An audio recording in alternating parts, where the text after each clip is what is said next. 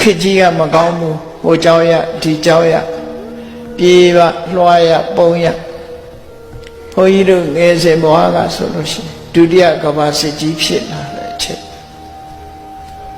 အိမ်မှာနေရတယ်လို့မရှိဘူးတောထဲမှာပုံအိတ်ကြ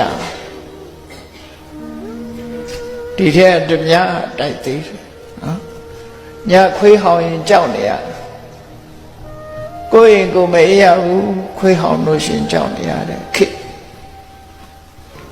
တစ်တီတူဆိုတဲ့အကောင်လေးအော်ရင်လည်းကြောက်နေရတဲ့ခေရွာပြင်ကတစ်တီတူအော်တယ်ဆိုလို့ရှင်ဟာလူဆိုးများလာသလားဆိုပြီးကြောက်လည်းနေချာခွေးဟောင်ရင်လည်းကြောက်နေရအိတ်ကောင်းခြင်းမအေးရစားကောင်းခြင်းမစားအဲ့ဒီလိုခေခါမျိုးဆိုလို့ရှိရင်ကာလဝိပတ္တိလို့ခေါ်တယ်ဖယားမပွင့်ဘူးဆိုလို့ရှိရင်လည်းလူတွေဟာအကောင်းနဲ့ဆိုအကြောင်းအကျိုးသိနာလဲခွင့်မရှိကြဘူးမာရဲနဲ့ပိဿာတရားတွေလွှမ်းမိုးနေတဲ့အခါမှာလည်းပဲအဲ့ဒီခေအဲ့ဒီချိန်ပိုင်းဟာလဲကာလဝိပတ္တိလို့ခေါ်တာချိန်ခါမကောင်းဘူး